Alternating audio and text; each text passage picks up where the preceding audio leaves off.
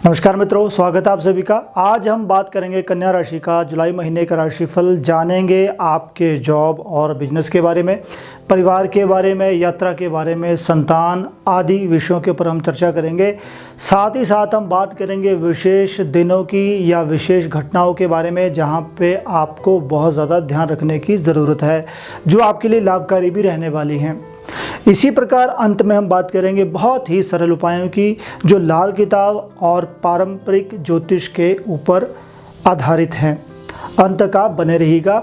सबसे पहले हम बात करते हैं ग्रहों की चाल की। देखिए, जो गोचर ग्रहों की स्थिति है उसमें द्वितीय भाव में तुला राशि में केतु महाराज विराजमान हैं, छठे भाव में शनि महाराज विराजमान हैं और मेष राशि जो अष्टम भाव में है वहाँ पे गुरु और राहु की युति है। उसी प्रकार मिथुन राशि जो दशम भाव में है, जो कर्म स्थान में है, वहाँ पे सूर्य और बुध की युति है। 12वें भाव में मंगल और शुक्र की युति है। इसी प्रकार यह जो स्थिति है चेंज होगी। यहाँ पे आपको विशेष ध्यान रखना होगा कि सूर्य और बुध की युति यहाँ जैसे वो दशम भाव में है, तो बुध जो है 8 तारीख को वह कर्क राशि में विराजमान हो जाएंगे। हालांकि कर्क राशि में सूर्य जो हैं वह 17 तारीख को जाएंगे। वहीं से कर्क राशि से 7 तारीख को शुक्र जो है वह मंगल के साथ 12वें भाव में युति करेंगे। उसी प्रकार सिंह राशि में ही 12वें भाव में जो विराजमान है बुध जो है वो 25 तारीख को वहाँ पे विराजमान हो जाएंगे। इन ग्रहों का आपके ऊपर क्या प्रभाव पड़ने वाला है उसके बारे में बात करते हैं। सबसे पहले हम देखते हैं कि आपके जॉब और बिजनेस के ऊपर इन ग्रहों का क्या प्रभाव पड़ने वाला है। देखिए, आर्थिक और व्यावसायिक जो विकास का यह जो समय है, क्योंकि सूर्य बुध का पहले हफ्ते बुध आदित्य योग रहेगा, जो आपके कर्म भाव में जो दशम भाव में स्थिति बनी हुई है वह आपके लिए बहुत उत्तम अच्छा रहने वाला है, जो कि आपको आर्थिक तौर पे और व्यावसायिक के तौर पर आपको सहायता ज़रूर देगा। उसी प्रकार लाभ के अच्छे योग बने हुए हैं और भाग्य और कर्म का साथ जो है वह भी आपके लिए रहेगा। आप जो है कर्म करते रहिए, भाग्य आपका साथ जरूर देगा। इस महीने में यह स्थिति भी आपके लिए अनुकूल ही है। बड़ा कार्य करने का समय है। जैसे हम कहते हैं कि द्वितीय भाव जो है, जो धन का स्थान है, वहाँ पे केतु महाराज विराजमान हैं, तो यह जो स्थिति है और दशम भाव में सूर्य और बुध की युति है, यह जो स्थिति है कार्य को करने की क्षमता प्रदान करती है। केतु महाराज जो हैं वह चीज़ों को परखने की, जांचने की क्षमता देते हैं। तो धन जो है वह कैसे कहाँ से आएगा? चीज़ों को जांचने से, परखने से, ध्यान करने से। यह स्थिति जो है उसका आपको लाभ उठाना चाहिए। साहस व पराक्रम की वृद्धि से आपके बिजनेस में लाभ होगा। उसी प्रकार बड़ों से परामर्श करना यह आपके लिए उत्तम रहने वाला है। आपके जो सीनियर्स हैं या आपके इमीडिएट फैमिली मेंबर्स हैं या आपके बड़े मित्र हैं कोई, उनसे आप परामर्श कीजिए।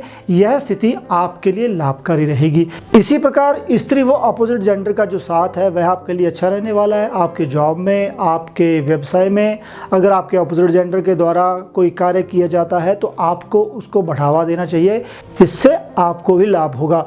इसी प्रकार आपके जो जूनियर्स हैं वह भी आपको सहायता ज़रूर देंगे। अगर हम व्यापार की बात करें कौन से अच्छे रहेंगे, देखिए, कपड़ों से संबंधित कोई भी व्यापार है, डेकोरेटिव आइटम से संबंधित कोई भी व्यापार है और उसी प्रकार कोई परंपरागत कार्य आप कर रहे हैं, उनमें इस महीने में विशेष लाभ के योग बने हुए हैं। आइए अब देखते हैं कि इन ग्रहों का आपके पारिवारिक वातावरण के ऊपर क्या प्रभाव रहने वाला है। देखिए, हिम्मत के द्वारा आप जो है अपनी पारिवारिक व आर्थिक स्थिति को अच्छा रख पाएंगे। उसी प्रकार घरेलू उत्तरदायित्व की बढ़ोतरी होगी, आपकी जिम्मेवारियां बढ़ेंगी। यह जो स्थिति है, क्योंकि जो खर्चे का भाव है, व्यय भाव है, वहाँ पे मंगल और शुक्र की युति है, तो यह जो स्थिति है आपके उत्तरदायित्व को बढ़ाने वाली है। ईश्वर की आपको सहायता ज़रूर मिलेगी। जैसे मैंने दूसरे भाव में बोला कि केतु महाराज विराजमान है, अष्टम भाव जो है वह सिद्धियों की तरफ लेके जाता है, वह आपको गूढ़ रहस्यों की तरफ लेके जाता है। वहाँ पे गुरु और राहु की युति है। तो अगर आप ईश्वर की सहायता प्राप्त करना चाहते हैं, पाठ पूजा और जप अनुष्ठान करेंगे तो भाग्य और ईश्वर की सहायता आपको ज़रूर मिलेगी। उसी प्रकार पार्टनर की सेहत का आपको थोड़ा सा ध्यान रखना चाहिए। यह स्थिति भी आपको विशेष तौर पे लाभकारी रहेगी। देखिए, यात्रा के शुभ योग हैं अगर हम ओवरऑल यात्रा देखें, चाहे वो विदेश यात्रा की बात है, चाहे वो कोई छोटी यात्राओं की बात है, अगर आप यात्रा पे जाते हैं तो वहाँ पे आपको लाभ के अच्छे योग बने हुए हैं। उसी प्रकार संतान का जो सुख है वो ठीक रहने वाला है। संतान से किसी बात से उलझे ना, यह विशेष तौर पे आपको ध्यान रखना पड़ेगा। बाकी ओवरऑल जो है संतान के संबंध के विषय में ठीक रहेगा। आपकी सेहत जो है आमतौर पर ठीक रहेगी। ज़्यादा खट्टा तला फला खाने से आपको बचना चाहिए। आइए अब हम बात करते हैं कौन सी विशेष बातें हैं जिनका आपको ध्यान रखना चाहिए। देखिए, इस महीने जो विशेष तौर पे बात है वो क्या है, आपको फालतू घूमने से बचना चाहिए। आपके रिश्तेदार या आपके इन-लॉ फैमिली में किसी भी व्यक्ति के ऊपर आपके द्वारा धन का खर्च हो सकता है, उसका कोई ना कोई कारण बन सकता है। आपको उनकी सेहत का ध्यान रखना चाहिए या उनके द्वारा आपसे संबंध स्थापित करना चाहिए। उनको भी चाहिए वह आपसे बातें करते रहें, आपसे गाइडेंस लेते रहें, या आप वहाँ के जो लोग हैं उनसे गाइडेंस लेते रहे ताकि आप दोनों का संबंध बना रहे। यह जो स्थिति है ये अच्छी रहने वाली है आप दोनों परिवारों के लिए। उसी प्रकार जो सेकंड हाफ है उसमें जो गवर्नमेंट कार्य हैं वह थोड़ा रुक के हो सकते हैं, तो आपको धैर्य रखना चाहिए, क्रोध से आपको बचना चाहिए, अपनी वाणी के ऊपर भी आपको नियंत्रण रखना चाहिए। यह स्थिति आपके लिए ही लाभकारी रहने वाली है। अपने मित्र जो हैं वह आपको अच्छे बनाने चाहिए। अच्छे लोगों के साथ अगर आप संगति करेंगे वह आपके लिए लाभकारी रहेगा, वरना आपको मित्रों के द्वारा हानि हो सकती है। जमीन और जायदाद के संबंध में आपको इन बातों का ध्यान रखना चाहिए कि मनी को आपको सही तरीके से यूटिलाइज करना चाहिए। यह स्थिति आपके लिए विशेष तौर पे ध्यान रखने वाली है कि अगर आप इस संबंध में कोई काम करना चाहते हैं या काम कर रहे हैं, या आप चाहते हैं कि आपकी पारिवारिक संपत्ति जो है उसमें या कोई बाहर, तो जैसे हमने पहले बात करी परंपरागत जो कार्य हैं उनमें लाभ होगा, मगर आपको मनी को इन्वेस्ट जो है वो सेकंड हाफ के बाद जो है थोड़ा सा ध्यान से करना पड़ेगा। उसी प्रकार किसी नज़दीकी मित्र की सलाह पर आपको 2 से 3 बार सोचना चाहिए। अगर आपको कोई वो सलाह देते हैं तो उसमें थोड़ा सा आपको हानि के योग हैं अगर आप अपनी बुद्धि और विवेक का उपयोग नहीं करेंगे। इन बातों का अगर आप ध्यान रखोगे तो यह आपके लिए ही लाभकारी रहेगा। अब बात करते हैं बहुत ही सरल उपायों की। देखिए, आपकी राशि जो है वो बुध के अधीन है।